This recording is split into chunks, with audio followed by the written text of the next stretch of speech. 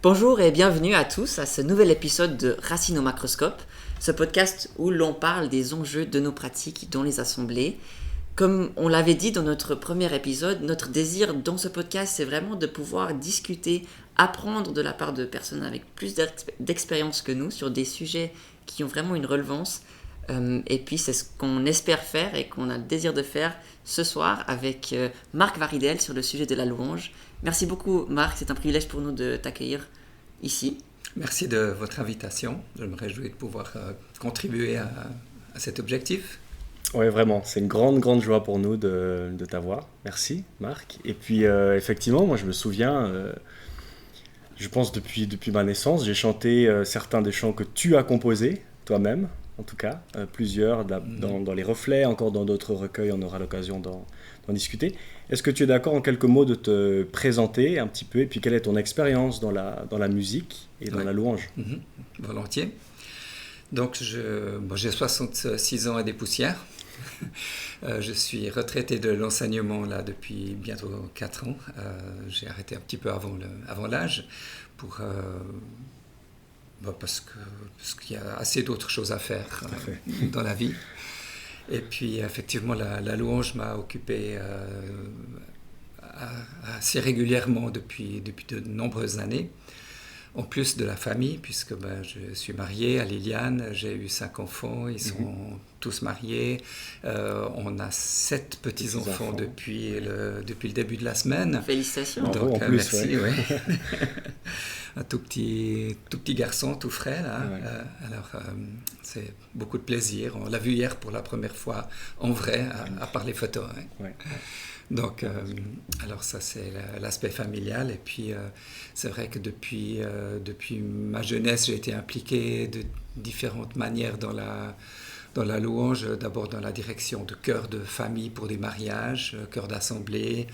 Et puis c'est surtout en venant à l'assemblée à Lausanne lors de mes études à l'université. D'une part, j'ai rejoint le chœur universitaire et puis franchi un pas, disons, au niveau difficulté d'exécution, défi musical, et puis où j'ai aussi été invité par Jean-Paul Demoret à participer au chœur évangélique de Lausanne et également entonner les chants dans l'assemblée à Lausanne, à l'époque où c'était encore entièrement a cappella. Voilà, oui, c'est ça. Ouais. On reviendra dessus. Ouais. Et puis après, tu as eu l'occasion d'être super impliqué en psalmodie, n'est-ce pas? Alors oui, effectivement, en 1984-85, on a créé la chorale psalmodie avec quelques autres jeunes. On était 7 dans le comité. Et puis très rapidement, ça a eu un grand succès. On était une 80aine de chanteurs à la fin de la première saison. Wow. Alors après, ça a diminué. Et puis, il y a un renouveau ces dernières années, avec aussi un seuil, disons, de 78 ans de chanteurs. Oui. Aujourd'hui, donc. Aujourd'hui, de nos jours. Donc, 40 ans. On va fêter les 40 ans de psalmodie au début de l'année prochaine. Oui, on se réjouit tous de ça. Et puis, je me rappelle encore que j'étais dans la voiture de l'autre côté de l'Atlantique, aux États-Unis, on écoutait des CD, maman nous mettait des CD de psalmodie, et puis on entendait cette magnifique chorale qui chantait, et puis après, par ici et par là, parfois il y avait des super belles voix qui faisaient des solos magnifiques. Je me rappelle, je demandais à maman, mais c'est qui cette personne qui chante là? C'est qui cette personne qui chante là? Puis là, j'avais entendu Marc Varidel la première fois. Je disais, j'ai envie de rencontrer cette personne. Alors, c'était pas comme soliste. Hein. J'ai jamais chanté en solo avec psalmodie, mais moi, j'ai surtout participé à la direction. Oui, c'est ça. Elle parlait de direction. Oui, c'est ça. Tout à fait. Ouais. Merci énormément pour cette présentation. Alors, je propose qu'on entre directement dans le thème.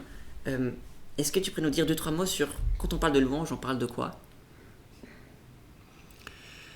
Je dirais, c'est difficile de définir vraiment ce qu'est la louange, mais la louange dans la Bible, elle est très souvent liés, enfin il y a beaucoup d'appels à la louange dans les psaumes en particulier, et qui sont souvent liés avec des instruments de musique, des motifs aussi pour louer, louer Dieu dans son sanctuaire, c'est le psaume 150, avec les instruments de musique, louer Dieu car il est bon, avec ce louer Dieu qui est Alléluia, qui est un mot typique de la louange.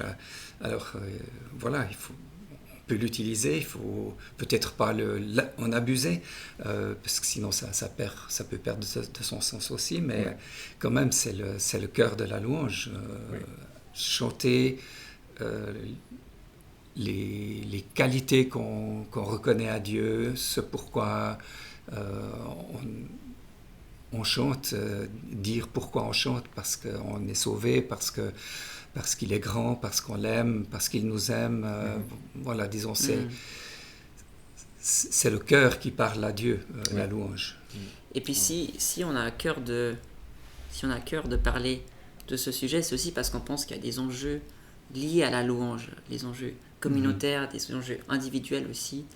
Alors si je te disais une phrase, par exemple, les chants que nous chantons façonnent le plus notre théologie, serais-tu d'accord? Est-ce que c'est trop extrême? Pourquoi? Façonne le plus, alors plus par rapport à quoi, je ne sais pas, mais en tout cas, il façonne notre théologie, ça c'est vrai.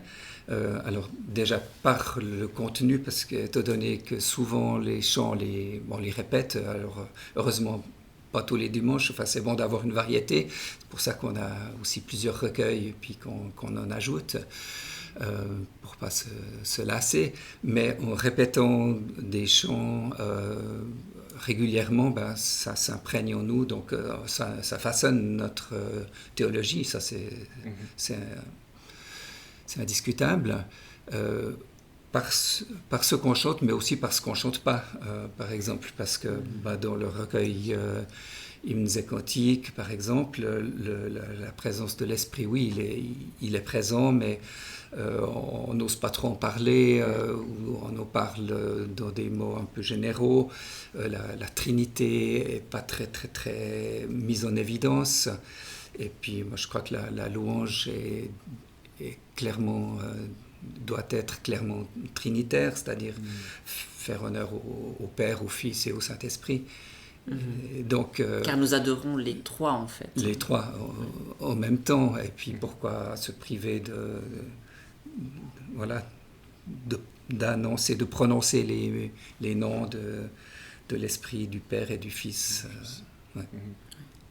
Et donc, comme tu as mentionné, il y a un aspect de répétition associé au chant qui façonne notre théologie. En fait, je me dis, c'est une super occasion d'apprendre par cœur plein de versets de la Bible. Par exemple, les psaumes, c'est quand même un truc qu'on retrouve beaucoup. Dans plusieurs cantiques, c'est des extraits des psaumes, tu en as déjà cité quelques-uns. Les psaumes, c'est vrai que c'est quelque chose qu'on a dans la Bible, c'est uniquement des cantiques, il y en a 150,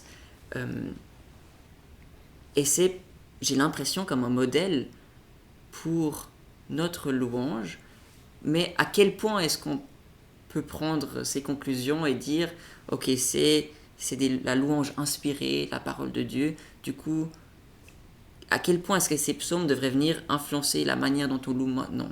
Est-ce qu'on devrait chanter que des psaumes? Est-ce qu'on devrait chanter que des choses au même style que les psaumes? Est-ce que les psaumes devraient être simplement une part importante? Enfin, je ne sais pas si tu vois ce que je veux dire par là. Je dirais que les psaumes, effectivement, donnent en quelque sorte un certain modèle dans la mesure où il y a des psaumes de nature et de couleurs très différentes. Il y a des psaumes de lamentation, des psaumes où on pleure, où on crie à Dieu, on est fâché même contre Dieu. Pourquoi ça se passe comme ça dans ma vie? Et puis finalement après, il y a un apaisement qui vient. Puis il y a des psaumes qui sont uniquement dans la contemplation de la création et puis des bienfaits de Dieu. Donc ça donne déjà une idée de variété dans la louange. Je dirais ça, c'est déjà une modélisation, disons, de la part des psaumes. Alors chanter que les psaumes inspirés sous prétexte qu'il n'y a que ça qui est inspiré, c'est un peu ce que Calvin a fait au début de la Réforme. Il n'y avait que les psaumes qui étaient plus 2 ou 3 autres cantiques qui sont venus s'ajouter. Mais au départ de la Réforme à Genève, quand il a constitué l'Église et puis mis en place tout ça, c'était que les psaumes. Et donc, alors, si on prend Colossiens 3, 16 et Philippiens 5, 19, je crois, si je ne mélange pas les références. Ils pourront nous corriger. Eh bien, il y a cette motion de psaumes, louer Dieu par des psaumes, des cantiques, enfin s'édifier par des psaumes, des cantiques et des hymnes et des cantiques spirituels. Donc c'est en fait des différents types. Alors c'est difficile de définir, il y en a certains qui ont essayé, qui ont voulu définir ce qu'étaient les psaumes, ce qu'étaient les hymnes et ce qu'étaient les cantiques spirituels, plus peut-être au niveau de l'expérience ou des choses créées par nous-mêmes, tandis que les psaumes tirés de la Bible, et puis les hymnes, je suis assez d'accord avec cette vision des choses, que les hymnes, c'est plutôt les cantiques qui s'adressent directement à Dieu, qui glorifient Dieu, parce qu'en grec, le hymnos a une couleur qui ressemble à la façon de dire tu. Donc, voilà. Mais je crois qu'il ne faut pas être dogmatique à ce niveau-là. Et puis, en tout cas, ça donne une idée, disons, qu'il y a des cantiques qu'on peut utiliser, des chants qui sont de couleurs différentes, qui apportent des choses différentes. Et même dans les psaumes, on voit qu'il y a vraiment des thèmes qui sont différents et des proportions aussi qui le sont. Je crois que tu m'en parlais l'autre jour. Ouais, parce que tu as mentionné les psaumes, peut-être des psaumes de lamentation, des psaumes de joie et de louange. Et puis, moi, j'ai des psaumes que j'ai toujours aimé énormément, c'était les psaumes pénitentiels ou les psaumes de repentance, 51, tout ce groupe-là. Il y en a environ 7. La plupart des gens diraient qu'il y en a 7. Et puis des psaumes de lamentation, il y en a une quarantaine, je pense 42, j'ai entendu, sur 150. Mais une question que je me suis posée, par exemple, si je compare au recueil que nous, on a, le rapport est un peu différent. Le reflet ici présent. Non, mais le reflet, il y a... d'après moi, il y a à peu près peut-être 2 chants, ou peut-être 3, qui sont expressément de confession ou de pénitence. Il y a le pardon, Seigneur, pardon, où je reconnais, que j'aime énormément. Après, le reste, et puis des psaumes des chants de lamentation, il y en a non plus pas énormément. Enfin, je dirais que, si les reflets, il y a presque 300 chants, si on fait x2, le rapport, disons, statistiquement, on dirait 14 de confession, de repentance, et puis une 80 de lamentation. Et je pense que les rapports sortent pas du tout comme ça. Et puis les hymnes des cantiques, je pense que c'est encore moins. Il me semble qu'il y a vraiment aucun chant qui est expressément comme thème la repentance, par exemple. Bien sûr, c'est toujours là, par ici, par là. Mais qu'est-ce que tu dirais là-dessus? Alors, oui, c'est vrai que le reflet, on a cherché dans un premier temps à élargir un peu le spectre musical, disons, par rapport à hymnes et cantiques, quand on s'est dit qu'il y avait un besoin ici. Et puis, on n'a pas tout de suite forcément réfléchi à des équilibres entre les thématiques. Ceci dit, il n'y a pas forcément besoin de garder la proportion qui sont dans les psaumes, d'une part parce que l'Ancien Testament est quand même suivi du Nouveau Testament, et puis on est dans une ère, disons, qui est marquée quand même par l'œuvre accomplie de la croix. Alors, ça ne veut pas dire qu'on n'a pas le droit de se lamenter sur notre vie et puis de poser des questions à Dieu, loin de là. Mais voilà, je trouve intéressant de réfléchir à cette question, puis de se dire, mais pourquoi effectivement ne pas ajouter quelques autres chants dans nos prochains suppléments à reflets C'est vrai dans que cette ça en rajoute direction. toujours, ouais. Ouais. Parce que, en fait, hier soir, j'étais dans mon lit et je réfléchissais. Et tout à coup, un moment où je me suis dit, justement, ce que tu as mentionné par rapport au fait que Jésus accomplit certains aspects de notre... qui sont dans... accomplit, en fait, est l'accomplissement de l'Ancien Testament.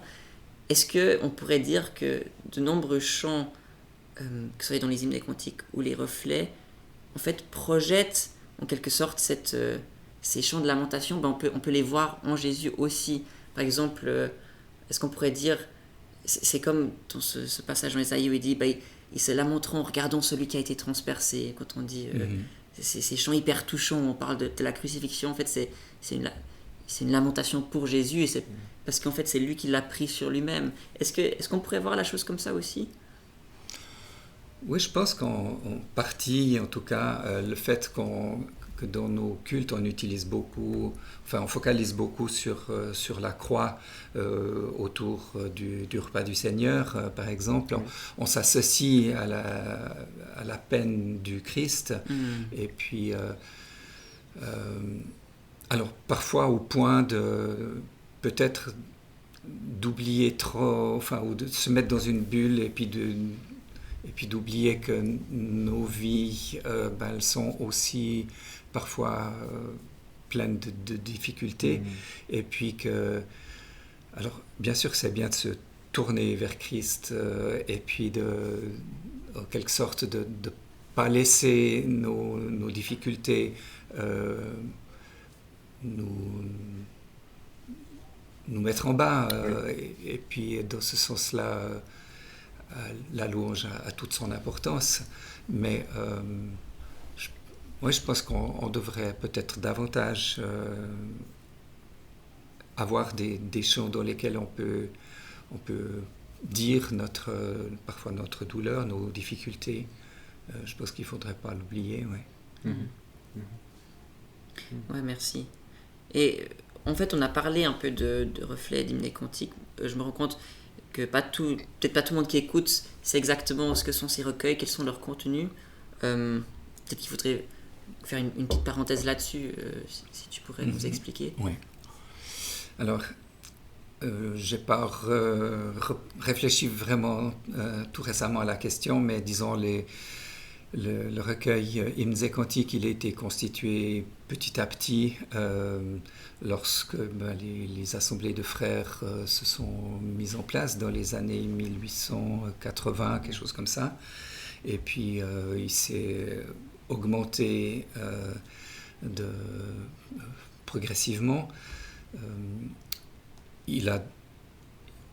À ma connaissance, il y a peu de créations propres, disons vraiment musique et paroles des assemblées de frères du départ. Donc c'est vraiment repris d'autres chants qui étaient beaucoup. connus. Alors, soit on reprend des mélodies et puis on colle un texte dessus qui est de quelqu'un du milieu des assemblées, ce qui explique parfois que certaines musiques soient pas toujours pas toujours très bien avec le texte et inversement. Et puis progressivement c'est monté à 153 quand j'étais jeune, et puis après il y a eu le supplément qui a mené à 212, et puis après à 270, et puis maintenant la dernière édition qui a ajouté encore, je ne sais pas très bien combien il y en a. Mais voilà, et puis c'est en fait lors de la première révision du choisim de mon livre 304, c'est ça, ouais. Lorsque il y a eu l'addition, disons, de chants dans les années 1990, l'édition précédente, celle-ci, que Jean-Paul Demoret et moi avions été contactés pour participer à cela. Alors on avait relu un peu, on avait fait quelques remarques, et puis notamment on avait été un peu déçus d'un manque de fraîcheur. Disons, il y avait des beaux textes qui avaient été ajoutés avec des musiques bonne facture dans la grande majorité, mais il nous manquait quelque chose, une certaine fraîcheur dont on ressentait le besoin, notamment en côtoyant les jeunes à psalmodie et tout ça. On se disait, mais est-ce qu'on ne pourrait pas avoir des chants aussi qu'on chante à psalmodie dans notre recueil? On a essayé de le proposer, mais c'était pas trop vu positivement. Donc c'est à ce moment-là, au début des années 90, qu'on a commencé à former un groupe de personnes pour réfléchir à ça, et puis qu'on a créé un premier recueil qui s'appelait Mosaïque, qui a été publié aux éditions Bible et Traité chrétien Vevey. Pour ça, on a dû rencontrer le comité des frères très sérieux là-bas, et puis essayer de faire passer l'idée. C'était un moment assez fort, mais quand même positif, dans la mesure où ils ont accepté d'éditer ce recueil. Alors il ne fallait pas que ce soit dit pour les églises, mais c'était pour les familles. D'accord. Donc pour pas faire de l'ombre ou pas être trop affirmatif, disons, dans le sens qu'il y avait besoin de quelque chose de nouveau dans le milieu. Mais du coup, ça c'est comme si ça participait à avoir cette idée, il y a les chants qu'on chante pendant le culte, en assemblée, et il y a le reste. Voilà. Alors ça, c'était encore assez fort à cette époque. Est-ce qu'il n'y a pas le danger, quand on sépare comme ça, de se mettre à un petit peu... dire, alors ça, c'est les chants plutôt qui se prêtent mieux à... Oui. Alors oui, très certainement, et c'est un peu comme ça qu'on l'a ressenti, mais on a accepté, disons, quand même que ça soit présenté comme ça, parce qu'on savait que le recueil allait être utilisé dans des églises, déjà au travers des groupes de jeunes, et puis assez rapidement, plusieurs églises un peu plus ouvertes avaient commencé à les adopter. Oui.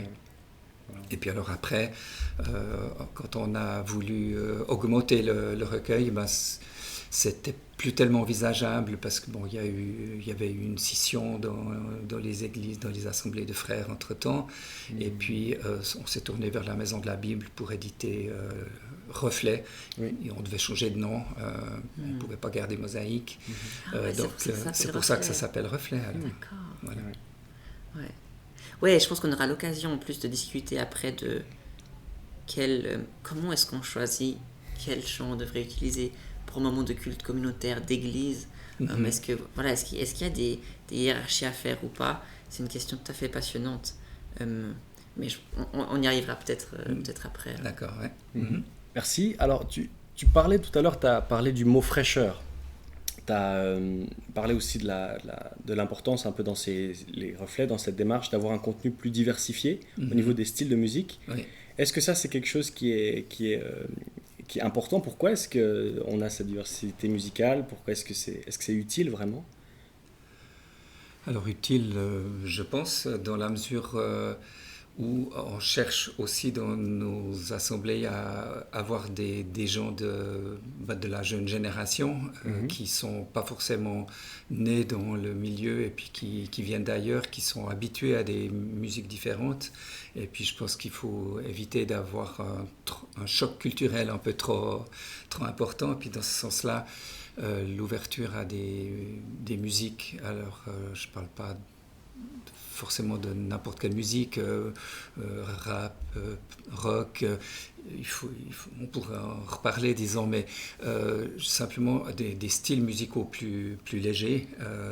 Et puis, par exemple, les styles, parce qu'il n'y a pas qu'un style, mais développé dans le recueil Jeunesse en mission, qui avait, pas du tout sa place dans le choix d'hymne, et puis qu'on a voulu, disons, introduire quelques chants de ces sources-là, parce qu'ils étaient chantés par les jeunes de nos assemblées dans les groupes de jeunes.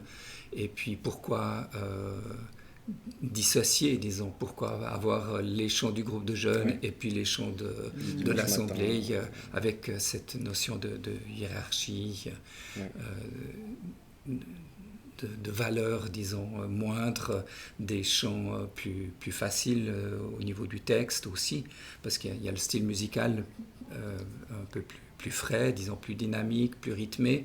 Et puis, il y a aussi la question du texte qui souvent, on a essayé d'éviter d'avoir trop un vocabulaire trop difficile, disons, du genre, enfin, tous les mots genre expiation, etc., enfin des mots techniques finalement du langage chrétien qu'on doit expliquer aux gens qui viennent s'ils ne sont pas nés dans le milieu, et encore, est-ce que tout le monde les comprend, même si on est des chrétiens de longue date.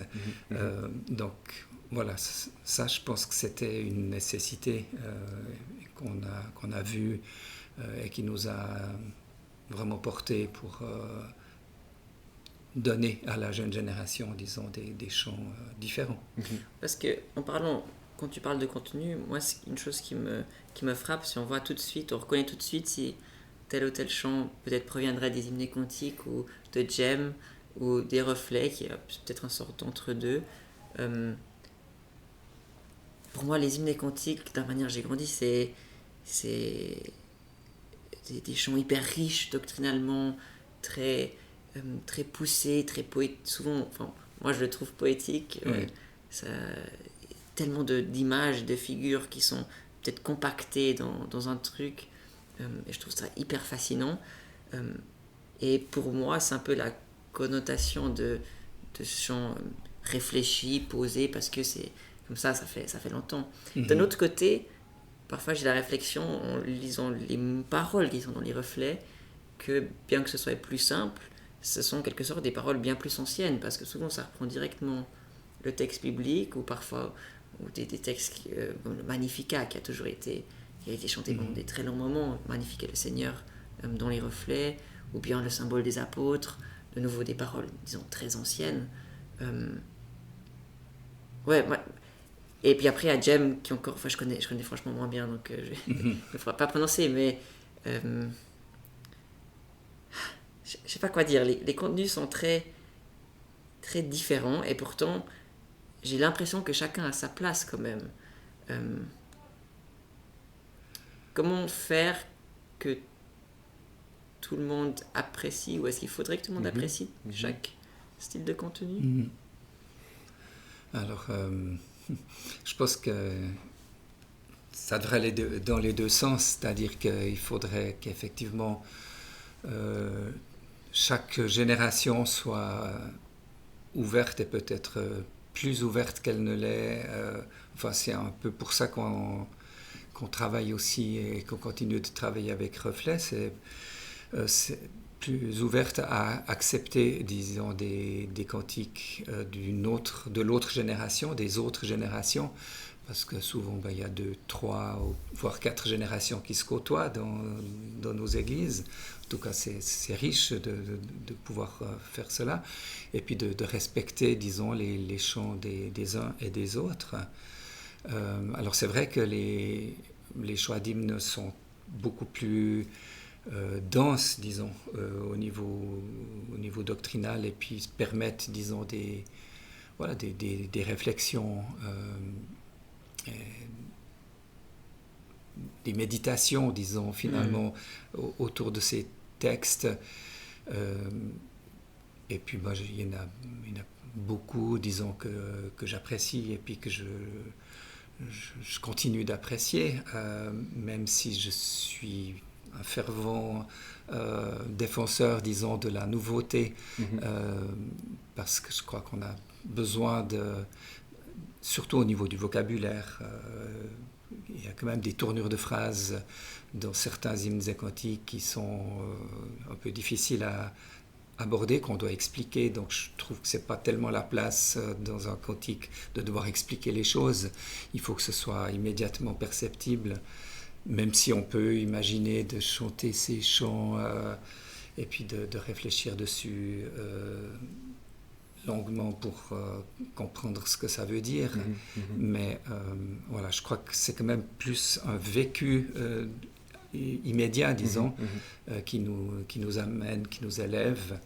Et puis, s'il y a une partie du texte qui nous échappe, c'est un peu dommage.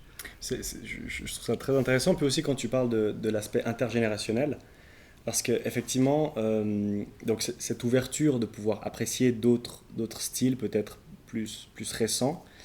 Et moi, j'ai l'impression de voir, en tout cas chez moi, chez certains jeunes, mais chez moi déjà, qu'il y a beaucoup de chants des hymnes et cantiques que vraiment j'apprécie énormément. Alors je ne sais pas, est-ce que ça me renvoie à une forme de nostalgie, mais même des fois c'est au niveau des harmonies, vraiment quelque chose qui me touche particulièrement, ou aussi des fois au niveau des paroles. Et quand on renonce à certaines utilisations de mots, c'est aussi certains concepts qu'on peut quelque part diluer aussi, qui sont différents. Mais j'ai aussi, et puis ça m'intéresse d'avoir ton avis là-dessus, j'ai aussi l'impression d'avoir peut-être senti des fois une forme de réaction, peut-être parce que certains chants des hymnes et cantiques ont été placés tellement haut, tu vois, avec cette distinction qui se fait entre les chants du dimanche et les chants de la semaine. Est-ce qu'on arrive un petit peu à se dire, voilà, entre le sacré et le profane, ou est-ce que à cause de cette trop grande distinction qui a été faite, les HEC qui ont été mis un petit peu trop sur un piédestal, on peut observer aujourd'hui une forme de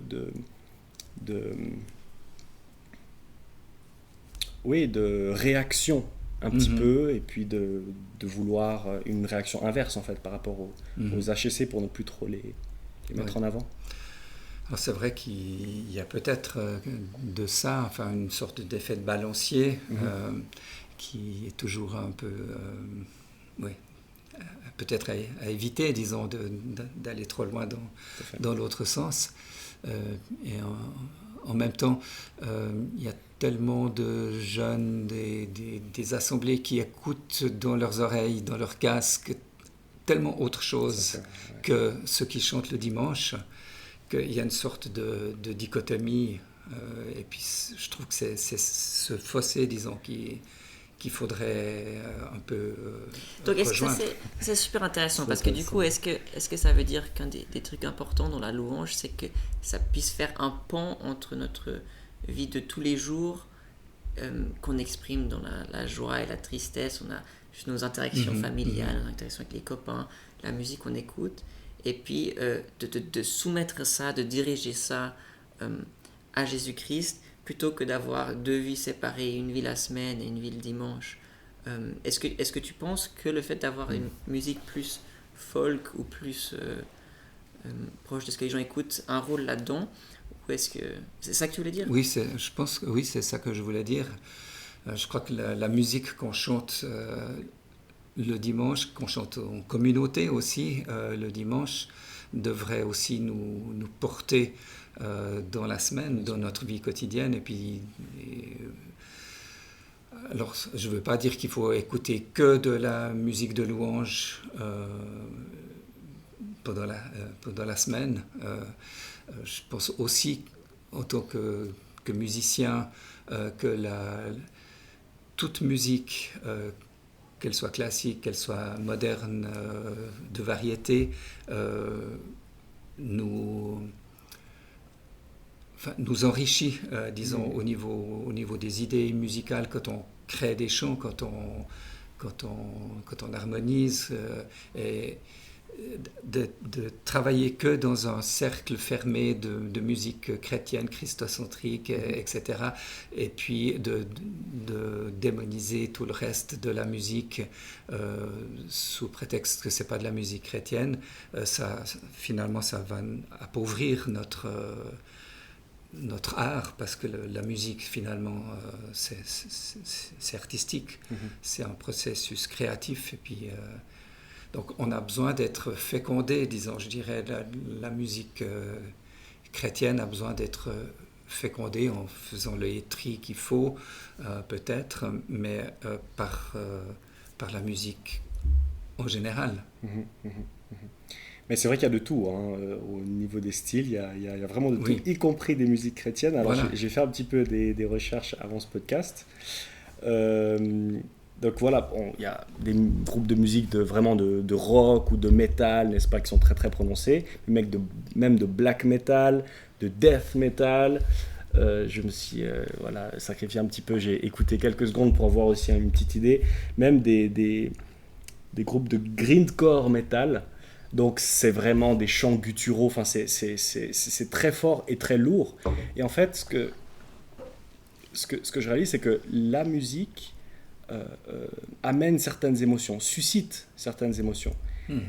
Et j'ai moi-même vraiment ce souvenir, pendant toute une période où j'écoutais beaucoup de musique plutôt hip-hop, rap, vraiment trap, un petit peu comme ça, avec des grosses basses. En fait, je me souviens que même quand je marchais dans la rue, je sentais que je commençais à me crisper un petit peu. Donc comme si vraiment ça pouvait produire quelque chose au niveau des émotions. Donc, mais semble-t-il, il y a des musiques chrétiennes qui existent dans tous ces styles. Alors, toujours dans cette idée-là, est-ce qu'il y a des musiques qui se prêtent plus, qui se prêtent mieux, n'est-ce pas, à la louange, certains styles, donc à la louange, disons, le dimanche matin, ou est-ce qu'on peut vraiment louer sur tout, et puis aussi le dimanche matin être sur du grindcore metal Parce que tu as mentionné le rap, Ouais. tu avais comme une hésitation là au Ouais. début. Moi j'apprécie. Psalmodie fait du rap aussi. Psalmodie fait du rap d'ailleurs. Et, alors après, il y a la louange personnelle, disons, enfin, les groupes de musique qu'on peut écouter et puis qui nous font du bien, qui nous élèvent, qui dépolluent nos pensées peut-être aussi. Et puis il y a la louange collective en église. Alors là, c'est sûr qu'il y a un certain nombre de contraintes au niveau de la rapidité d'exécution, si on pense aux générations qui sont présentes. En groupe, et puis il y a tout un aspect culturel, disons. Effectivement, il y a des églises ethniques.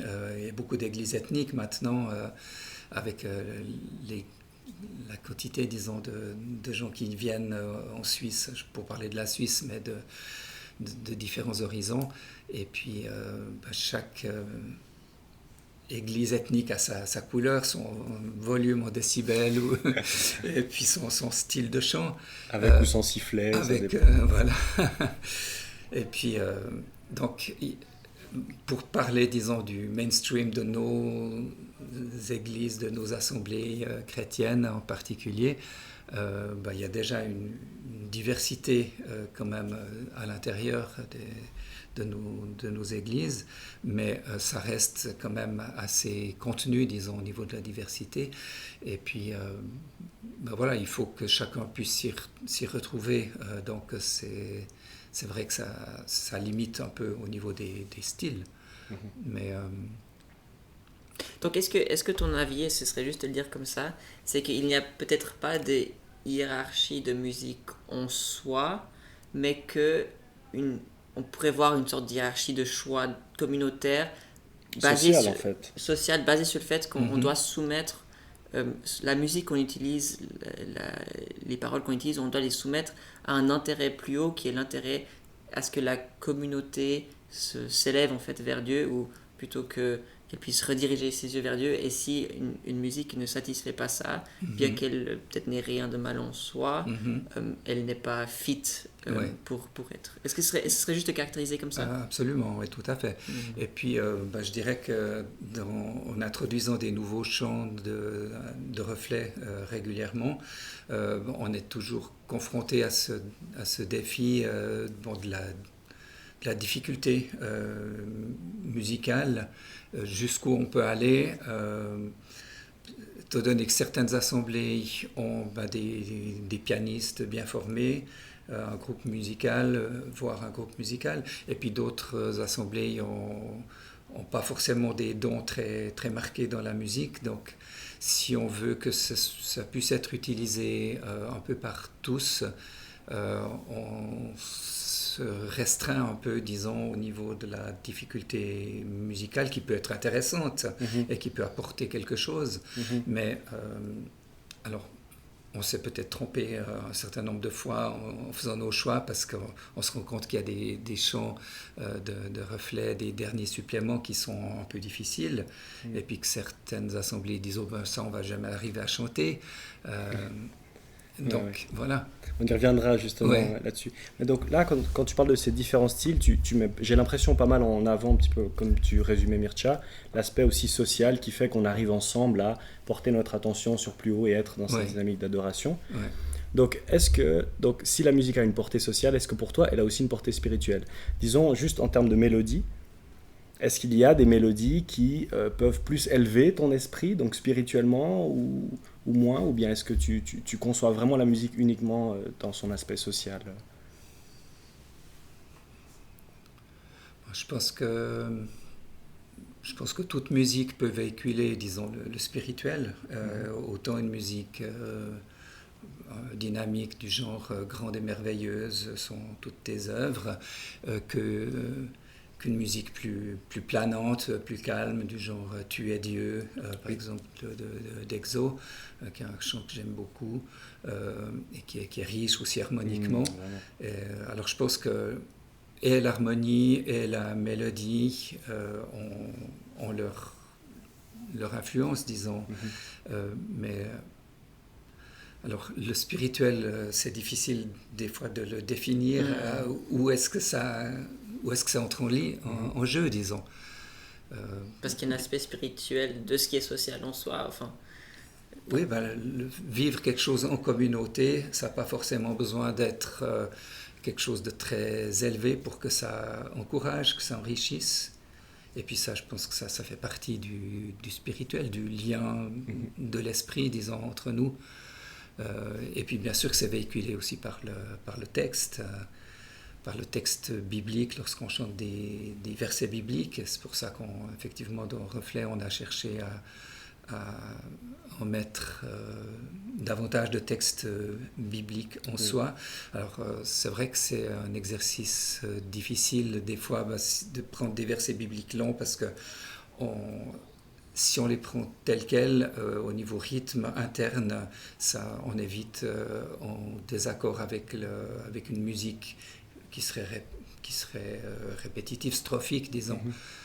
Parce que je ne sais pas si je parle de ça, mais disons, par exemple, la différence entre le choix d'hymne et puis reflet, c'est que dans beaucoup,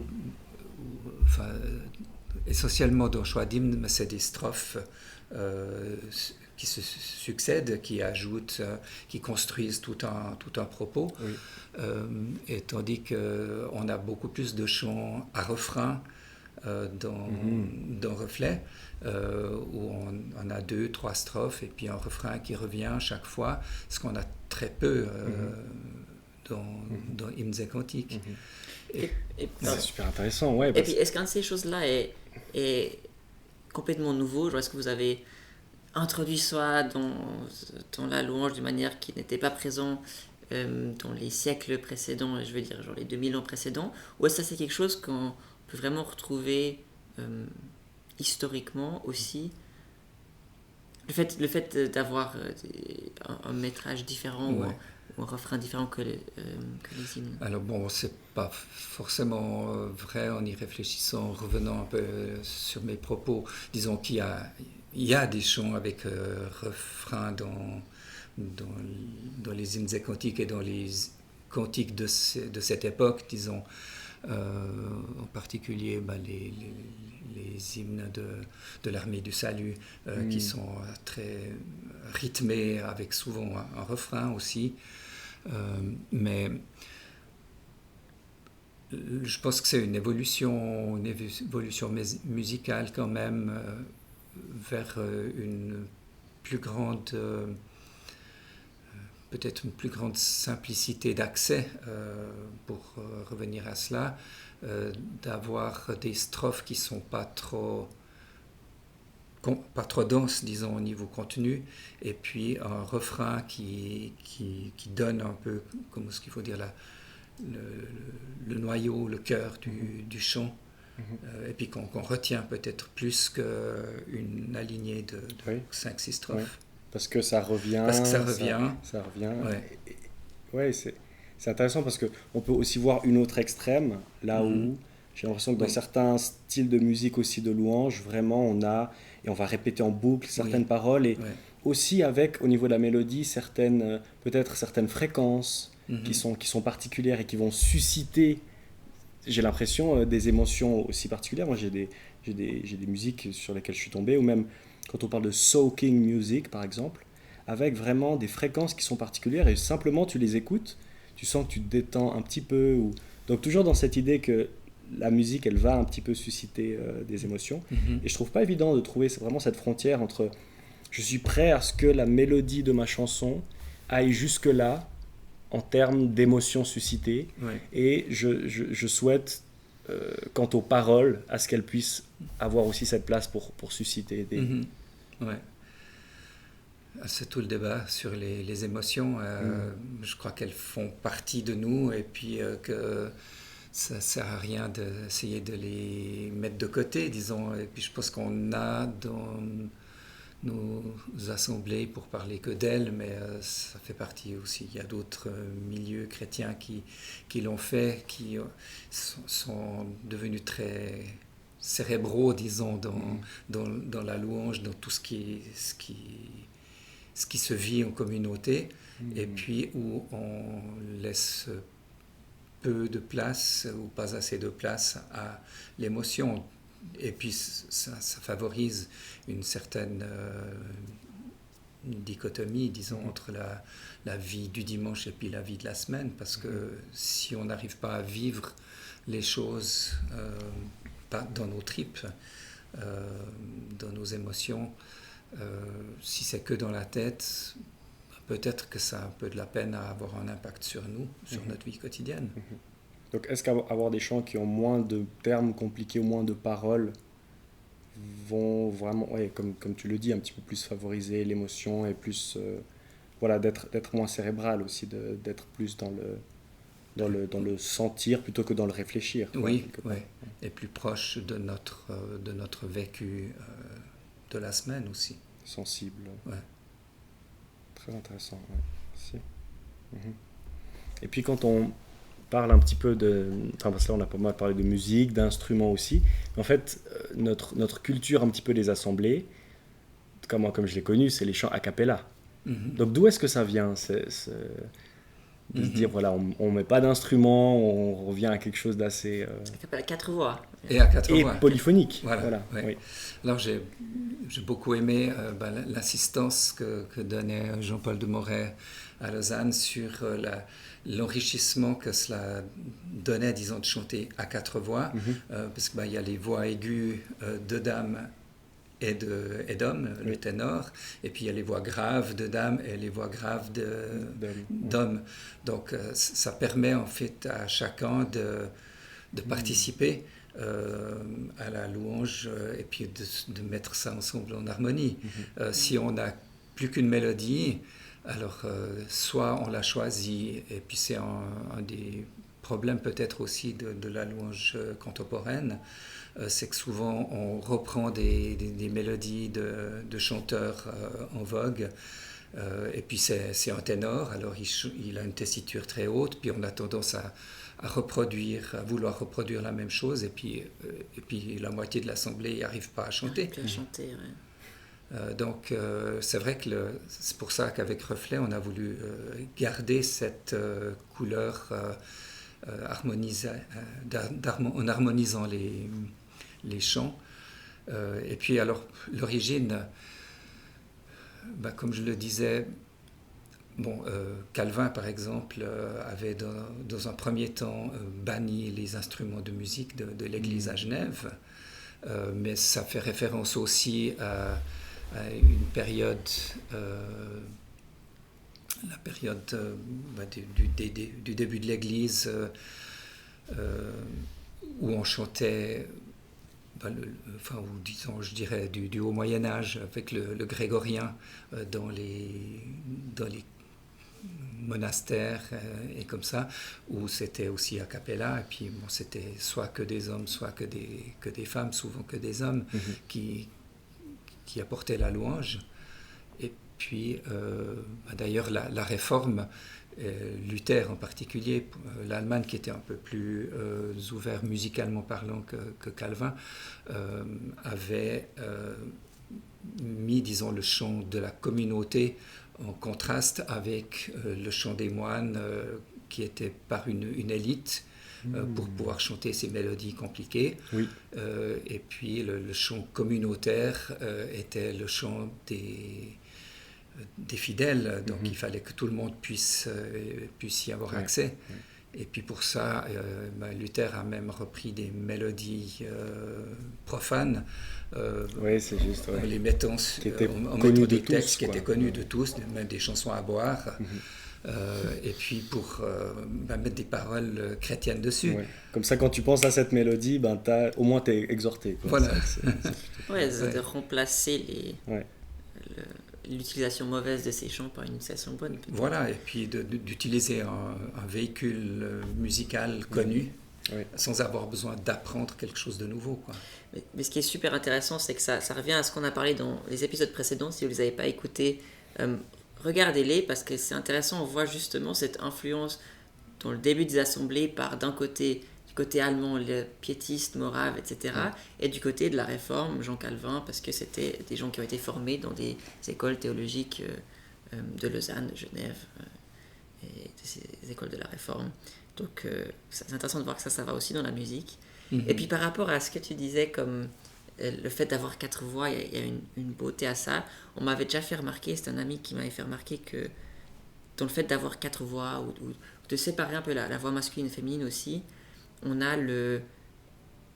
peut voir ce soutien, il y a des voix graves qui soutiennent et qui permettent à la mélodie en fait, de se mettre en avant et de se développer, de se montrer aussi comme étant belle, un peu comme on peut imaginer une tulipe et la tige qui permet un soutien, la base qui permet un soutien pour que la fleur vraiment se développe, et une image aussi de comment Dieu cadre pour que l'humain puisse fleurir dans la manière que Dieu lui-même a prévu les choses dans leur beauté. Ouais.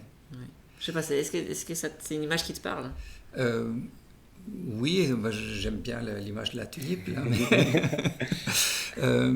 ceci dit, je pense que peut-être dans certains types de chants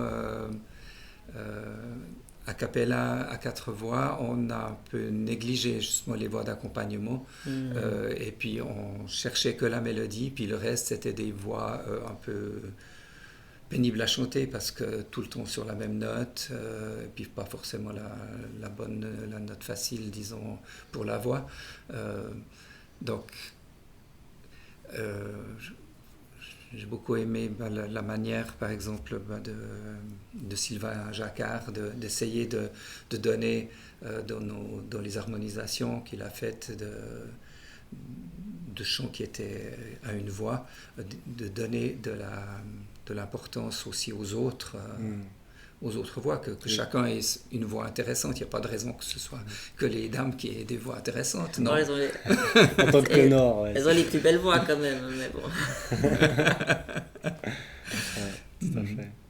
Ouais, c'est super intéressant. On voit vraiment qu'il y a beaucoup d'enjeux, n'est-ce pas, qui se cachent un petit peu derrière ces chants qu'on a l'habitude de chanter, dans leur façon peut-être de façonner notre théologie, dans ce que les paroles ou les musiques peuvent évoquer, aussi les chants qu'on chante le dimanche, qu'on chante aussi pendant la semaine. Vraiment, c'est ça aussi un des buts de ce podcast, vraiment de mettre en lumière ces différents enjeux.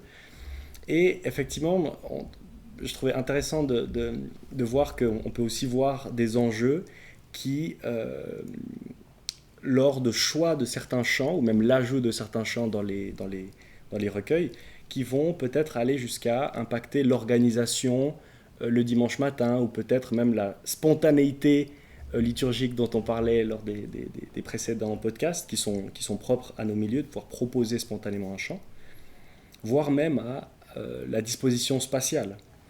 Alors peut-être pour prendre un exemple plus concret, donc voilà, vous travaillez, il me semble, en ce moment sur de nouveaux chants à rajouter dans les reflets, et entre autres, il y a le chant d'un groupe qui s'appelle Foxason, duquel je fais partie d'ailleurs. On vous encourage à aller écouter, bien sûr, ces différents groupes. Et puis, donc, dans notre groupe Foxason, on n'avait pas pensé nos chants pour être chantés en assemblée, en groupe. Donc, par exemple, un chant qui est un parfum de bonne odeur, disons qu'il est difficile à chanter a cappella.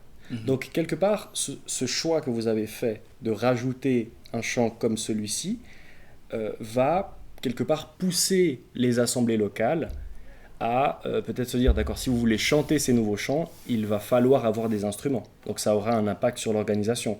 Peut-être que avoir des instruments va impliquer de mettre en place un groupe dédié à cela, donc un groupe de louanges qui va se mettre aussi à peut-être répéter, à préparer aussi certains chants, à proposer peut-être certains chants, donc peut-être moins de spontanéité aussi. Et puis voilà, quand on a un groupe de louanges qui est dédié à ça pour soutenir et pour accompagner, peut-être qu'ils ont une place aussi qui leur est faite, particulière dans la disposition, parlant, exactement géographiquement parlant.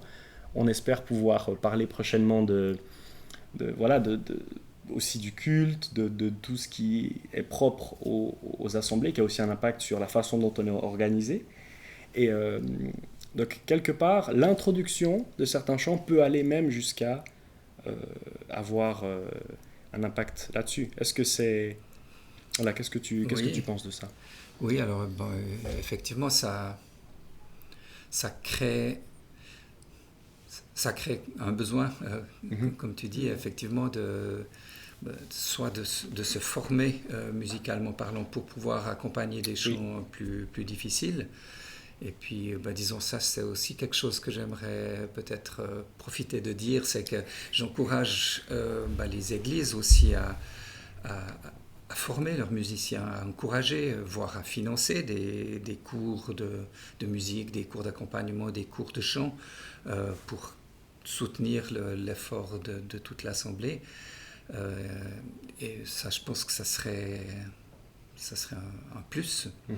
Donc on ne serait plus tellement dans les chants a cappella qu'on a l'habitude de chanter un peu traditionnellement dans nos mouvements, on ne serait plus tellement dans une organisation spatiale ou dans une spontanéité peut-être qui nous a plus caractérisé au début.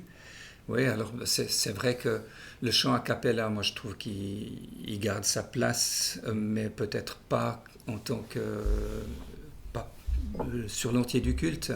On pourrait sélectionner, choisir un ou deux chants qui seront plus forts a cappella, disons, qu'accompagnés. Oui.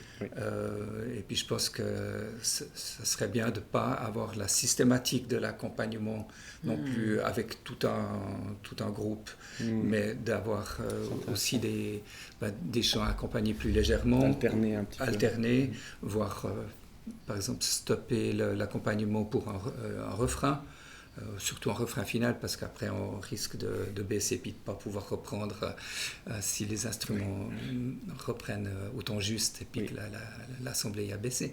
Mais donc moi j'encouragerais, disons, à avoir cette grande diversité de pratiques. Des chants accompagnés, des chants non accompagnés, des refrains non accompagnés, plus ou moins avec une instrumentation plus ou moins riche, et puis que le groupe de louanges, s'il est là, ait cette sensibilité-là, de dire, voilà, tel chant, on vous le propose a cappella, ou bien tel chant, on vous le propose avec seulement le piano, ou bien seulement un violon pour renforcer la mélodie, ou des choses comme ça. Je trouve que la diversité de l'expérience musicale, disons, fait partie de la louange et puis de la...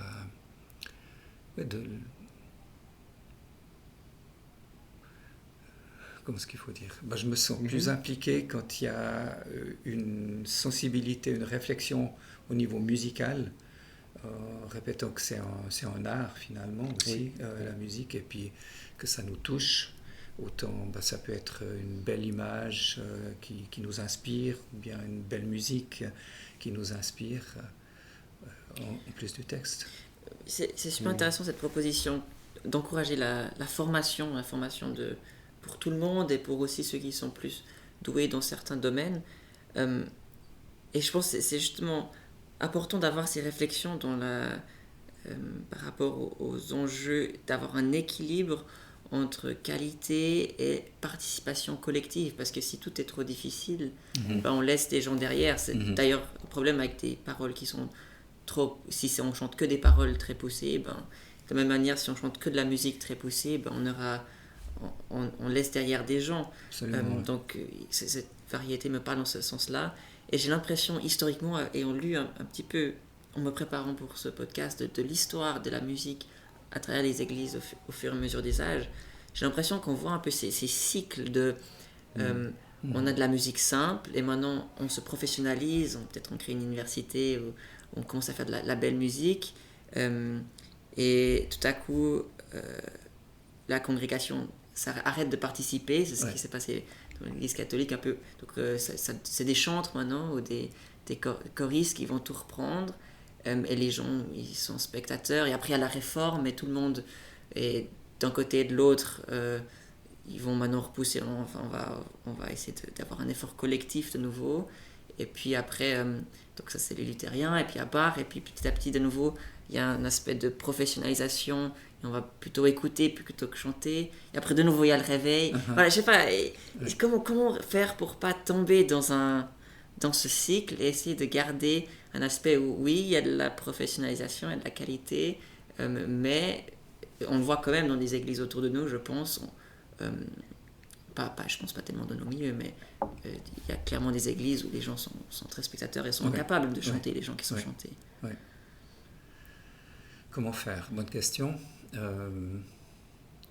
Effectivement, je pense que c'est pas en mettant la tête comme une autruche dans le sable et puis en disant attendons que ça passe et puis attendons le prochain cycle. Ouais. C'est une attention, disons. Je pense effectivement que les anciens dans les églises doivent porter avec les musiciens pour éviter justement ces clivages ou ces professionnalisations à outrance et puis de perdre le contact avec l'assistance et puis qui deviennent spectateurs. Donc c'est vrai que... Alors, voilà, moi je chante avec plaisir des œuvres très difficiles en recherchant des harmonies avec la chorale Laudate Deum avec laquelle je chante. Et puis j'aime beaucoup ça, mais j'aime aussi voilà, le simple chant a cappella ou instrumentalisé, disons, d'une manière très, très, très soft. Et puis un chant de méditation où on n'a pas de difficultés techniques à surmonter pour peut-être mieux profiter de la richesse ou du moment finalement de la louange, parce que finalement l'important c'est pas tellement ni la quantité d'instruments ni même la simplicité du texte ou de la musique, mais c'est la relation avec Dieu qui doit primer. Alors si la musique nous empêche, c'est dommage. Et puis si les textes trop compliqués nous empêchent, c'est dommage aussi. Donc effectivement c'est beaucoup une question d'équilibre. Marc, tu fais partie donc du comité Reflet, c'est ça? Oui. Donc du comité qui prend les décisions un petit peu de savoir quels chants vont être rajoutés. Et déjà, est-ce que c'est le moment de rajouter certains chants? Donc comment est-ce qu'on fait pour savoir, ah ça y est, voilà, là on sent qu'il y a besoin de nouveaux chants, le recueil des reflets a besoin d'être un petit peu augmenté? Est-ce que c'est parce que les chants manquent d'une certaine fraîcheur? Parce que d'un autre côté, on a beaucoup d'autres chants qu'en tout cas, moi je ne connais pas parmi les reflets. Donc pourquoi ne pas revenir et revisiter certains chants d'avant? Est-ce que c'est parce qu'il manque un peu une fraîcheur? Est-ce que, et du coup, qu'est-ce que ça veut dire des chants un petit peu plus frais? Est-ce que ce sont les goûts des jeunes qui déterminent des chants plus frais? Est-ce que c'est les styles musicaux en vogue un petit peu autour de nous? Comment est-ce qu'on sait quand est-ce que c'est le moment de rajouter des chants? Alors ce que je disais sur le besoin de chants plus frais, c'était surtout valable, disons, au moment où on a créé Mosaïque puis Reflet, parce qu'on on sortait d'une période où on n'avait que hymnes et cantiques, Et puis là, il y avait vraiment ce besoin. Et puis, le reflet actuel, qui va jusqu'à 270, il a été édité en 2015. Oui. Et puis, on n'a pas tout de suite ressenti le besoin de continuer à chercher, mais c'est vers 2020 qu'on a déjà entendu des échos épicécants qu'on aura des nouveaux chants. Parce que, d'une part, il faut dire peut-être en passant que dans Reflet, on n'a pas exclusivement des chants de composition récente. On a aussi choisi de prendre une partie de chants comme Quel repos céleste, par exemple, qui est aussi un hymne ancien, et puis, ou bien Amazing Grace, qu'on a traduit, et puis voilà, il y a des chants anciens qui nous semblaient aussi des manques, disons, qui n'avaient pas été choisis dans Hymnes et Cantiques, et puis qui étaient chantés dans la chrétienté en général. Puis ça, c'est aussi une volonté d'être plus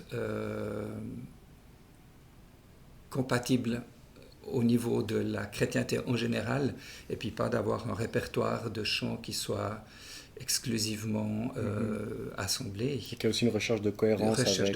Et d'unité avec le corps de Christ en général.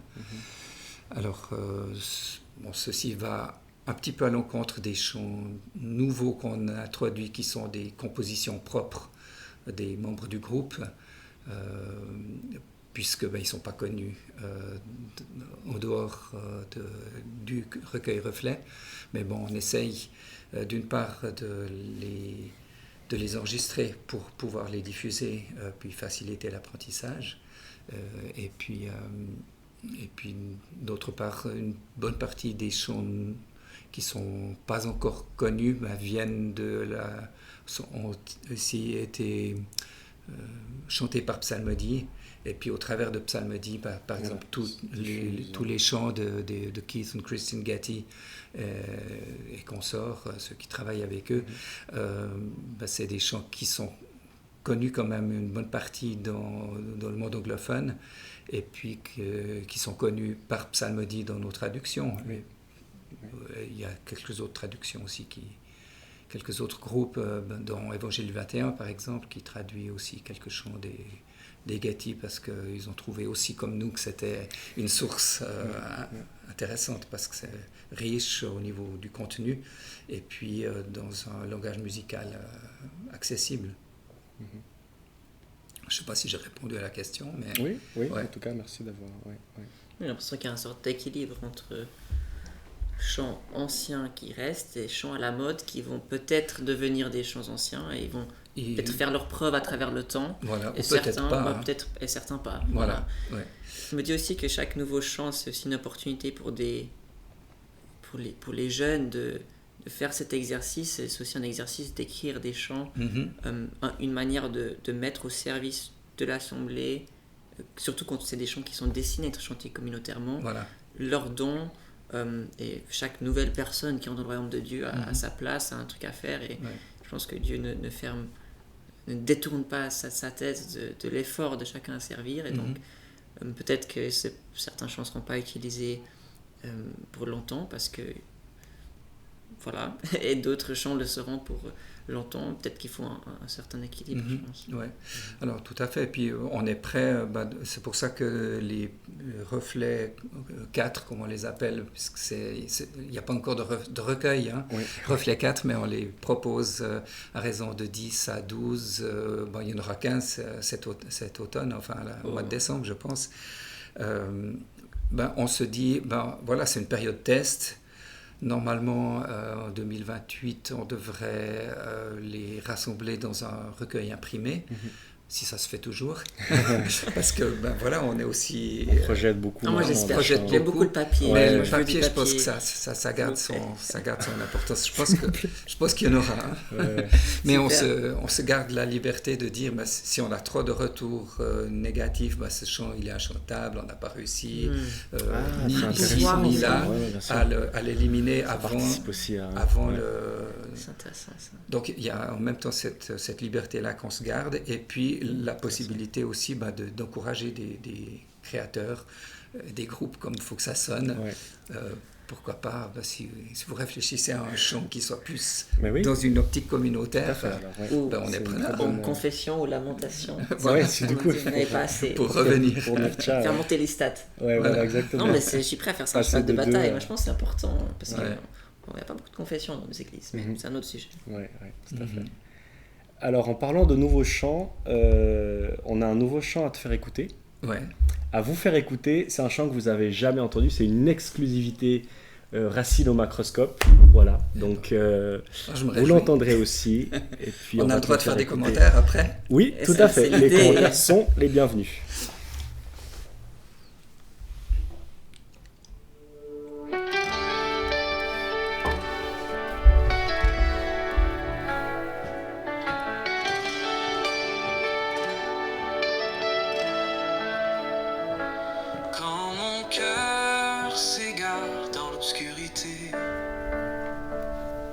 Ta douce lumière vient me retrouver.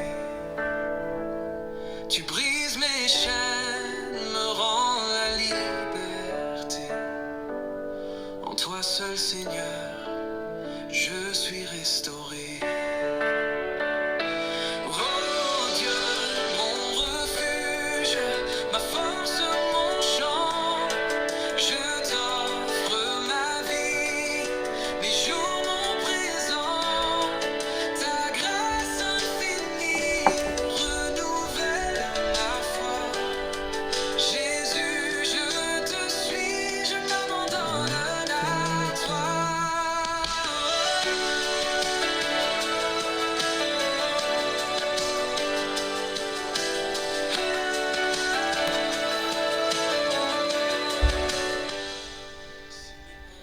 Voilà, donc c'est le début, les quelques secondes. Quelles sont tes réactions? Excellent, c'est un très beau chant, une belle mélodie, je dirais facile à capter. Je pense qu'à la deuxième écoute, on peut chanter avec. Ouais. Alors je te rejoins carrément. Sache que cette musique, donc les paroles et la musique, ont été générées exclusivement par l'intelligence artificielle. Étonnant. Tu vois. Donc c'est une question qu'on aimerait un petit peu ouvrir maintenant. Quand on parle d'IA, on arrive à un stade aujourd'hui, en 2025, où ces algorithmes sont capables de produire des contenus qui sont indiscernables, n'est-ce pas, indiférenciables entre les humains ou bien les machines. Donc, est-ce que pour toi, déjà, quelle est un petit peu ton idée par rapport à ça? Est-ce que c'est un outil qui est utile pour écrire des nouveaux chants? Si maintenant on a besoin de nouveaux chants pour les reflets, pour d'autres, est-ce qu'on peut utiliser l'IA tant pour les paroles que la mélodie? Alors, je dois dire que j'ai un certain nombre de réticences, disons, à imaginer de composer, ou de demander à l'intelligence artificielle de nous composer un chant. Je reconnais que l'échantillon là, que tu nous as fait est assez intéressant et probant. Ça donne quelque chose de bien. Après, il faudrait réfléchir un tout petit peu si c'est suffisamment original ou si c'est un peu trop bateau, parce qu'il va puiser dans les milliers de chants qui ont été enregistrés. Ça m'a pris au total, pour la musique et les paroles, 1 minute 30. Oui, d'accord, de commander, de faire ta commande, quoi. C'est ça, et pour qu'il puisse tout générer aussi. Ouais. Mais bon, ça veut dire effectivement derrière, il va puiser dans un certain nombre de chants pour modéliser tout ça. Et puis, alors bon, ça c'est déjà une question à se poser, disons, c'est est-ce qu'on arrive à suffisamment d'originalité pour que ça vaille la peine de cette nouveauté-là? Et puis après, l'autre question, c'est les créateurs de musique et les compositeurs, quelle place on leur laisse, quoi, si on commence à demander à l'intelligence artificielle de créer des chants. Puis là, je pense que d'une part, on risque à terme un appauvrissement de la capacité Créative. créative chez les chrétiens. Oui. Et puis peut-être un manque d'originalité à terme parce que ça puise dans l'existant. Mm. Et je pense que ce qui est intéressant justement avec l'intelligence artificielle qui génère un nouveau chant, c'est que ça montre que c'est pas juste le chant en soi, c'est-à-dire peut-être son utilité ou sa beauté ou son manque de beauté qui influence comment on pense de ce chant, mais aussi l'histoire derrière ce chant, les créateurs qui les ont faits. Je me demande combien loin on peut aller, combien on devrait être pragmatique par rapport au choix du chant et combien est-ce que l'histoire est importante. Peut-être, comme souvent, la réponse est d'avoir un certain équilibre. Mais je suis très sensible à ce que tu mentionnais du fait que, en fait, on perd... Déjà, le créateur perd lui-même parce que sa pensée n'est plus stimulée, sa réflexion n'est plus poussée. C'est quelque chose qu'on voit chez les étudiants. C'est pas juste dans le domaine de la musique, évidemment. Mais je pense que c'est important qu'on aborde ça parce que c'est l'avenir. C'est vrai qu'on doit se poser cette question. Hein. Et c'est pour ça que les gens qui écoutent, j'espère que vous avez pu retenir aussi de ce qu'on a discuté jusqu'à présent que des nouveaux chants sont utiles. C'est en tout cas la thèse qui a été présentée. Hein, il faut pour développer et soumettre sa créativité à Dieu, c'est une chose qui, si vous avez le don de faire ça, ben faites-le. Et j'espère que vous avez pu apprendre aussi quelles sont des choses à garder en tête quand on compose. Peut-être, voilà, est-ce que l'intelligence artificielle peut aider ou pas dans votre création. Mais je pense que c'est important, on vous encourage à faire ça. Est-ce que tu aurais des conseils à quelqu'un qui peut-être écoute ça et se dit « je veux écrire un chant mais je ne sais pas où commencer ». Alors bon, moi j'écris des textes essentiellement, il y a juste un chant avec une mélodie à mon actif dans Reflet, mais autrement je traduis beaucoup de chants puis je compose des textes. Alors disons, pour que ça marche sur l'ensemble du chant, c'est-à-dire si on a au moins 2 strophes par exemple, et puis même sur un refrain, parce que les motifs musicaux sont quand même... pour que ce soit intéressant, il faut une certaine répétition dans la variété, disons. Oui. Mais l'idée musicale, elle se développe pas. On n'a pas chaque fois des idées musicales nouvelles, sinon on se perd un peu. Donc il y a toujours une part de répétition, de séquences ou d'accords dans la musique. Et pour que ça marche, il faut réfléchir à un rythme du texte. Alors c'est vrai que moi j'ai fait des études en latin où on scandait les textes latins, puis il y avait un rythme, tan, ta, ta, ta, ta, ta, ta, ta, ta, et puis le deuxième vers il reprenait le même, ou bien il y avait des variantes entre plusieurs rythmes possible. Oui. Et puis si on veut pouvoir mettre une musique par exemple en strophe, il faut que le rythme du texte de la première strophe soit identique au rythme, les accents forts, les syllabes accentuées soient les mêmes dans la première, dans la deuxième, dans la troisième strophe. Dans la première ligne, la deuxième, la troisième, la quatrième, s'il y a 4 lignes, il faut qu'il y ait un schéma, disons, au niveau rythmique qui se retrouve. Sinon, on a des choses boiteuses où on accentue des mots qui n'ont pas d'importance. Et puis bon, malheureusement, ça se fait quand même aussi dans la louange moderne. On essaye d'éviter autant que possible dans Reflet, mais on ne peut pas tout éliminer, ce qui ne nous convient pas, parce que si on n'aurait plus rien. Mais par exemple, un de, par exemple, ou bien... si je veux chanter merci pour ton amour, je ne vais pas chanter merci pour ton amour, mais merci pour ton amour. Par exemple, ça serait le rythme, voilà, pour ces 2 mots. Merci sur la deuxième syllabe, et puis amour aussi sur la deuxième syllabe. C'est souvent comme ça. Après, s'il y a des mots plus longs, ben, la rythmique peut changer en français, mais voilà. Donc il y a cette idée c'est ce qui va permettre une bonne prosodie, c'est-à-dire un bon accord entre le texte et la musique. Pour que ça harmonise Pour que ce soit- ensemble, voilà. que l'émotion qui soit peut-être stimulée Voilà. soit compatible avec Ouais, la parole ouais. chantée aussi. Ouais. Ça revient un peu à ce qu'on discutait. Ouais.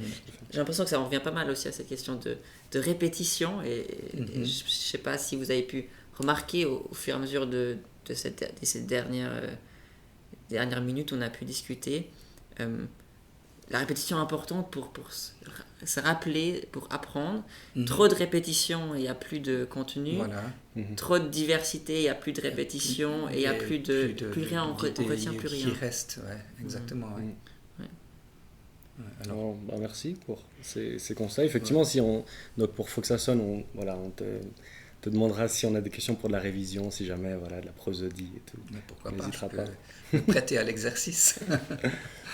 Merci en tout cas énormément pour ces moments qu'on a pu passer. On a encore une question du public qu'on voudrait te poser. Alors c'est une question qui a déjà été répondue en partie, mais peut-être tu pourras reformuler courtement ou rajouter un truc, et c'est: où est le blocage intergénérationnel qu'on observe quand même, je pense, assez clairement?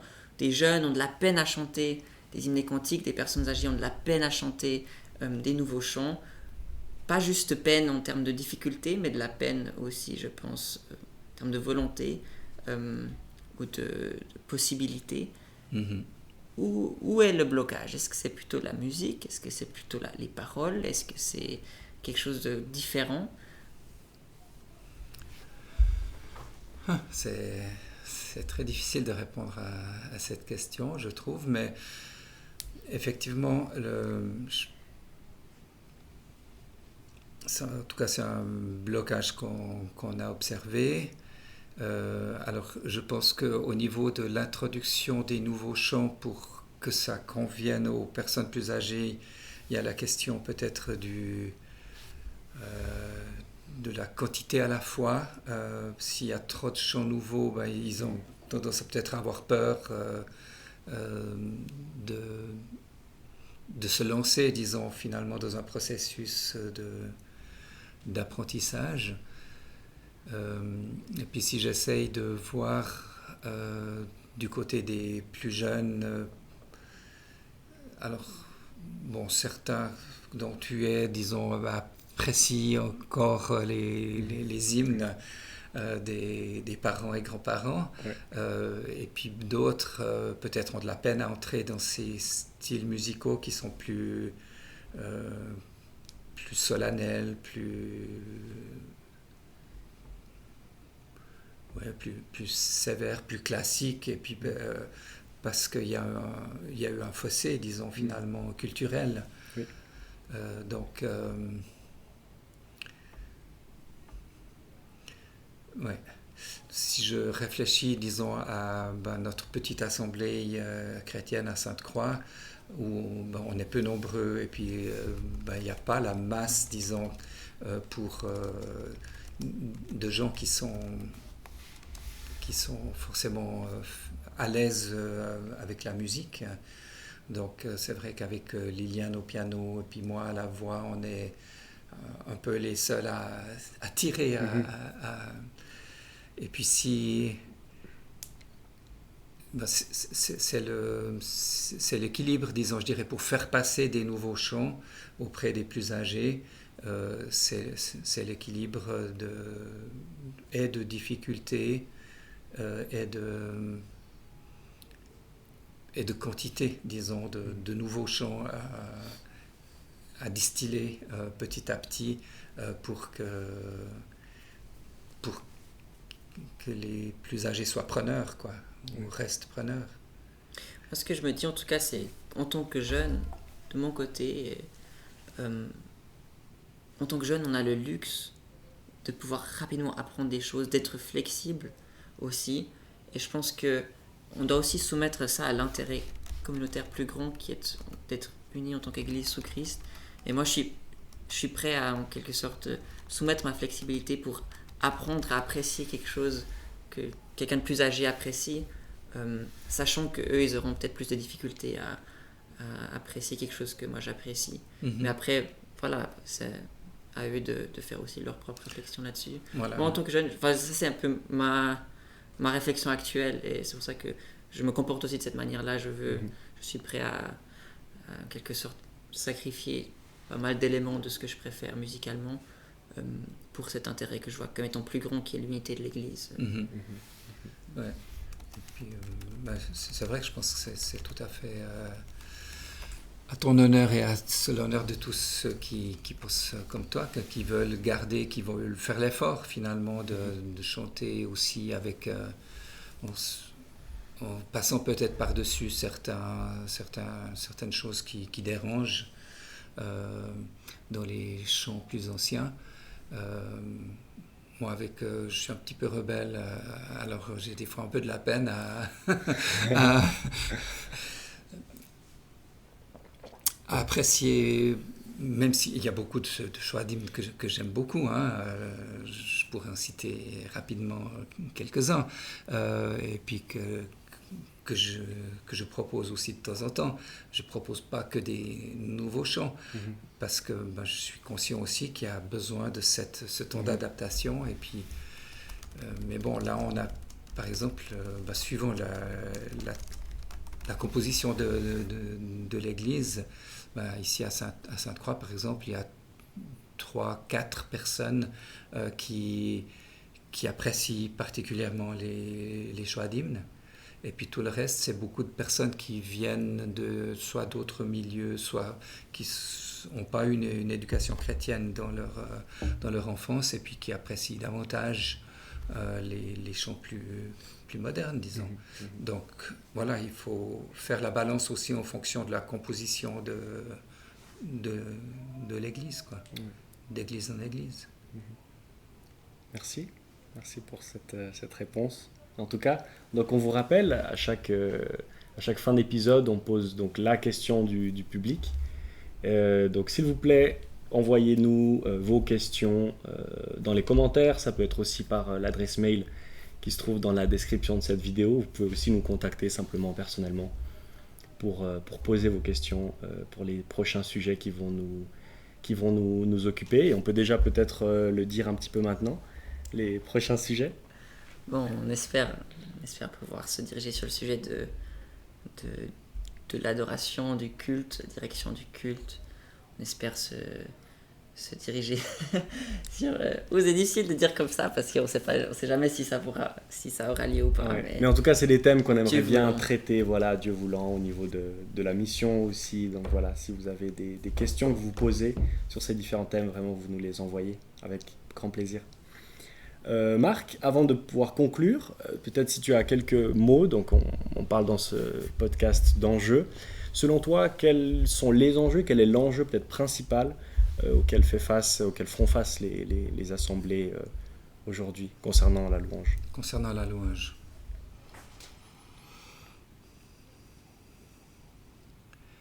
Il y a un enjeu peut-être mineur, mais disons qui est lié un peu à la technique, à la technologie. Oui. On a parlé du papier et puis de la projection qui se fait beaucoup dans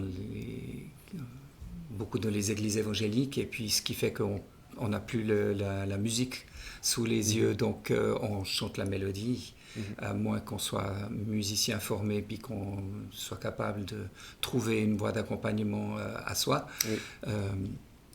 Donc, je dirais un enjeu, c'est peut-être de garder cette capacité à chanter à plusieurs voix, malgré cette évolution technologique. C'est pour ça aussi qu'on va, je pense, garder le recueil papier. Même si quand on a le recueil papier entre les mains, on ne peut pas taper des mains en même temps. Alors, peut-être on les apprend par cœur. On les apprend par cœur, ou bien on achète des lutrins. Comme ça, on peut taper des mains. Mais si tous les yeux sont sur l'écran, ils ne sont pas autre part aussi. Ils ne sont pas autre part aussi, oui. Ouais. Donc, c'est aussi quelque chose d'intéressant, parce que ça focalise. Alors ça, c'est un enjeu, disons, oui, dont il vaut la peine de parler. Et puis, l'enjeu, c'est de garder, de regarder les regards fixés, disons, sur finalement le but de la louange, et puis pas de se perdre en débat sur le débat des anciens contre les modernes, du style de la louange, du nombre d'instruments, etc. On en a un peu parlé, bien sûr, parce que ça fait partie, mais disons, d'avoir un cœur d'adorateur. Oui. Et puis pas de tomber dans une routine de chanter toujours les mêmes chants, par exemple, ou bien alors de vouloir toujours des nouveaux, et puis finalement de perdre en racines, de perdre en profondeur. Ouais. Voilà Merci, deux enjeux, disons, qui me semblent, qui m'apparaissent comme ça Merci beaucoup. Ouais. à l'immédiat. Merci Marc. Et puis donc voilà, on demande aussi à nos invités éventuellement de partager quelques ressources. Donc, alors en tout cas, je sais que dans la revue Promesse, voilà, tu as écrit un article « Quel chant choisir dans l'église locale ?» C'est ça? Ouais. Et puis, donc on vous invite à aller regarder, qui est disponible sur Internet. D'ailleurs, tous les articles de ce numéro-là, le 199, sont super intéressants à lire et fortement recommandés, je pense. Ouais, de notre part. Voilà, ouais. On parle de la louange, tout Ouais. à fait. Ouais. Voilà, est-ce que tu as d'autres recommandations Alors écoute, à nous je faire suis en cours de lecture de celui-ci, le culte collectif dans la collection Nine Marks, par Matt Merker, qui travaille avec qui est dans la fondation de Keith and Christine Getty, qui a composé le chant Il me gardera d'ailleurs, par exemple, et puis qui apporte un certain nombre de réflexions sur le culte dans son ensemble, mais le sous-titre « Comment l'Église s'assemble en tant que peuple de Dieu ». Donc il y a vraiment cet aspect communautaire du culte, dont la louange, le chant, pour simplifier, c'est quand même la moitié, voire davantage, de notre temps passé ensemble, si on exclut le temps de prédication. Donc, c'est important. Et donc, c'est important d'y réfléchir. Et puis, un ouvrage un peu dans la même famille d'auteurs, puisqu'il est écrit par Keith and Christine Getty, Chantons, comment transformer notre vie, notre famille et notre Église par la puissance de l'adoration. Et puis, on m'avait demandé d'ailleurs d'écrire une recommandation dans les premières pages pour ce livre. Et puis, voilà, donc chanter à l'image de Dieu, par exemple, chanter à son image. Et puis, il y a des questions de discussion, donc c'est très intéressant à lire. Autrement, moi, je me suis un peu formé, disons, j'ai réfléchi au travers. Je me suis abonné pendant plusieurs années à un magazine publié aux États-Unis qui s'appelle Worship Leader, qui apporte des réflexions et techniques. Là, je passais vite les pages sur les tables de mix et compagnie. Mais aussi des réflexions sur comment conduire la louange, quels sont les critères à tenir compte. Donc, j'ai arrêté l'abonnement parce que j'arrivais plus à suivre au niveau lecture. Et puis, de temps en temps, je vais piquer encore en ligne 2 ou 3 choses. Worship Leader. Et puis, j'ai lu dans le train là, en descendant, j'ai pas tout à fait fini, mais Face Down de Matt Redman, l'auteur de Benny... Oui, de 10,000 Reasons to Worship. Et puis, il dit des choses très intéressantes sur Face Down. Le titre, c'est vraiment l'adoration, se prosterner. Reconnaître la grandeur de Dieu, c'est d'abord se sentir petit, pas écrasé, mais voilà.